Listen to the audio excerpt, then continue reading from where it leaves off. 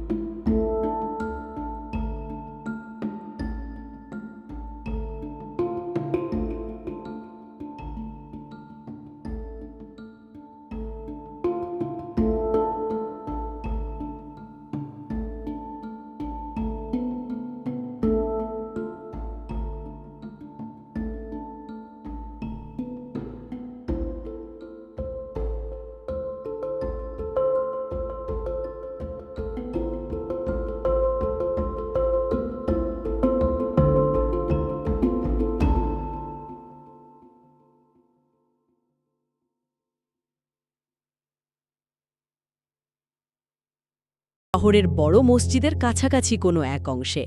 আর এই কথাটা শোনা মাত্রই আব্বাসের মনে পড়ে যায় নিজের অতীতের এক চাঞ্চল্যকর স্মৃতি। একেবারে একটা ফ্ল্যাশব্যাকের মতো আর কি। আব্বাস স্মৃতিচারণ করতে শুরু করেন। বহুকাল আগে দামেস্কের পদচ্যুত শাসনকর্তা যখন পুনরায় ক্ষমতা দখলের জন্য নতুন শাসনকর্তা ও আব্বাসের ওপর আক্রমণ করেন, তখন প্রাণ ভয়ে আব্বাস পালিয়ে যান। হ্যাঁ, নিজের জীবন বাঁচাতে তিনি এক সম্ভ্রান্ত লোকের বাড়িতে গিয়ে আশ্রয় প্রার্থনা করেন। সেই গৃহস্বামী অত্যন্ত দয়ালু ছিলেন। তিনি আব্বাসকে অভয় দেন এবং 1 মাস পরম যত্নে নিজের বাড়িতে লুকিয়ে রাখেন। বাপরে, 1 মাস! এই আশ্রয়ের বিষয়টা কিন্তু সাধারণ কোনো আতিথেয়তা ছিল না। এরপর ফেরার সময় হলে যে ঘটনাটা ঘটে সেটা আমাকে সবচেয়ে বেশি মুগ্ধ করেছে। গৃহস্বামী আব্বাসের মনের সংকোচ বুঝতে পেরেছিলেন। মানে যাওয়ার সময়ের বিদায় বেলার কথা বলছেন? হ্যাঁ, তিনি আব্বাসকে কিছু বলারই সুযোগই দিলেন না, বরং সম্পূর্ণ নিজ উদ্যোগে একটি দুর্দান্ত সুসজ্জিত ঘোড়া, খাদ্য সামগ্রীসহ আরেকটি ঘোড়া, পথের পরিচর্যার জন্য একজন ভৃত্য এবং একটি স্বর্ণ মুদ্রার থলি দিয়ে তাকে নিরাপদে বাগদাদে ফেরার ব্যবস্থা করে দিলেন। আমি এটাকে বলি উচ্চ মাত্রার ইমোশনাল ইন্টেলিজেন্স বা আবেগীয় বুদ্ধিমত্তার চরম নিদর্শন। এই জায়গাটা একটু বিস্তারিত বলা প্রয়োজন। কেন গৃহস্বামী কিছু না বলে এই কাজগুলো করলেন? কারণ দান করার সময় গ্রহীতার আত্মসম্মানে যেন বিন্দুমাত্র আঘাত না লাগে, সেই নীরব বোঝাপড়াটি থাকা কত বড় একটি গুণ। কারো কাছে হাত পাতা বা সাহায্য নেওয়াটা মানসিকভাবে চরম অস্বস্তিকর। গৃহস্বামী সেই অস্বস্তিটাকেই গায়েব করে দিলেন। আপনি অত্যন্ত সূক্ষ্ম একটি দিক তুলে ধরেছেন। ঐতিহাসিকভাবেই প্রাচ্যের সংস্কৃতিতে, বিশেষ করে ওই নির্দিষ্ট ভৌগোলিক প্রেক্ষাপটে, নিঃস্বার্থ আতিথেয়তা একটি বড় জায়গা দখল করে আছে। সেখানে অতিথির সম্মান রক্ষা করাটা গৃহস্বামীর পবিত্র দায়িত্ব হিসেবে ধরা হতো। আচ্ছা, বিদ্যাসাগর এই অংশে বোঝাতে চেয়েছেন যে প্রকৃত পরোপকার কখনো তাৎক্ষণিক প্রতিদানের আশায় বা কোনো ধরনের গিল্ট ট্রিপ বা অপরাধবোধ চাপিয়ে দেওয়ার জন্য করা হয় না। আমি তোমার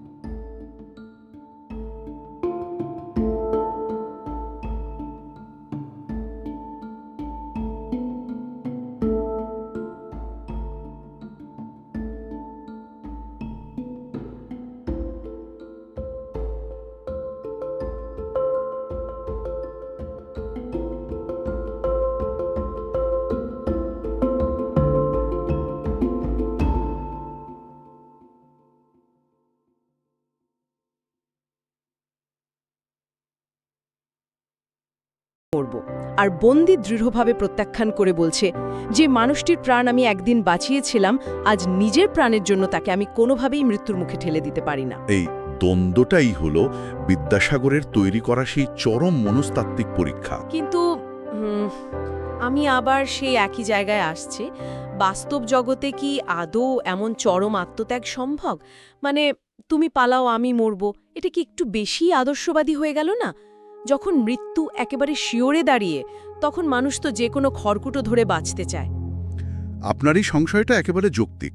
সাধারণ মানুষের দৃষ্টিকোণ থেকে এটা অসম্ভব মনে হতেই পারে। আসলে প্রত্যুপকার শব্দটির আক্ষরিক অর্থ হল উপকারের প্রতিদান। কিন্তু বিদ্যাসাগর এখানে দেখাতে চেয়েছেন যে এই প্রতিদান কেবল কোনো ব্যবসায়িক বা বস্তুগত লেনদেন নয়, যে আপনি আমাকে 10 টাকা দিলেন আর আমি আপনাকে 10 টাকা ফেরত দিলাম। এটি মানুষের চারিত্রিক অখণ্ডতার বা ইন্টিগ্রিটির চূড়ান্ত পরীক্ষা। বন্দির পালিয়ে যেতে অস্বীকৃতি জানানোই হল এই গল্পের দার্শনিক ক্লাইম্যাক্স। একটু বুঝিয়ে বলবেন বিষয়টা, মানে আরেকটু গভীরে গেলে ভালো হয়। আচ্ছা, ধরুন বন্দি যদি আব্বাসের প্রস্থানে রাজি হয়ে পালিয়ে যেত, তাহলে কি হতো? তাহলে আব্বাস মারা যেত। হ্যাঁ, কিন্তু তার চেয়েও বড় কথা হলো, তাহলে তার অতীতের সেই নিঃস্বার্থ উপকারের মহত্বটা পুরোপুরি কালিমালিপ্ত হয়ে যেত। সে প্রমাণ করত যে তার দয়া কোনো স্থায়ী চারিত্রিক গুণ ছিল না, বরং নিজের প্রাণ বাঁচানোর জন্য সে নিজেরই আশ্রয় দেওয়া একজনকে মৃত্যুর মুখে ঠেলে দিতে পারে। ও আচ্ছা। বন্দি সেই আপোষটা করতে রাজি হয়নি। সে প্রমাণ করল যে তার মহত্ব কোনো সাময়িক আবেগ ছিল না, বরং তা তার সত্তার অবিচ্ছেদ্য অংশ।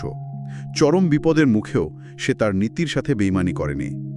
বাপরে, এই দৃষ্টিকোণ থেকে তো আমি ভেবেই দেখিনি।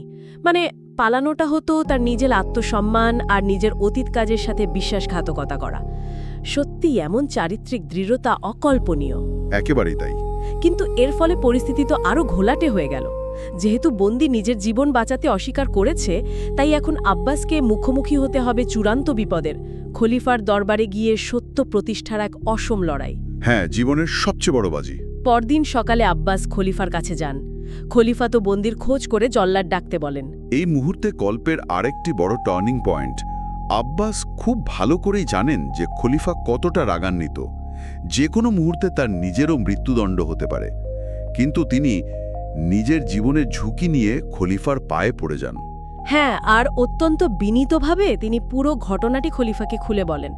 আব্বাসের এই সাহস দেখে আমি তাকে একজন দুর্ধর্ষ ডিফেন্স লয়ারের সাথে তুলনা করতে চাই। আহা, ডিফেন্স লয়ার! একদম তাই। একজন উকিল যেমন তার ক্লায়েন্টকে বাঁচা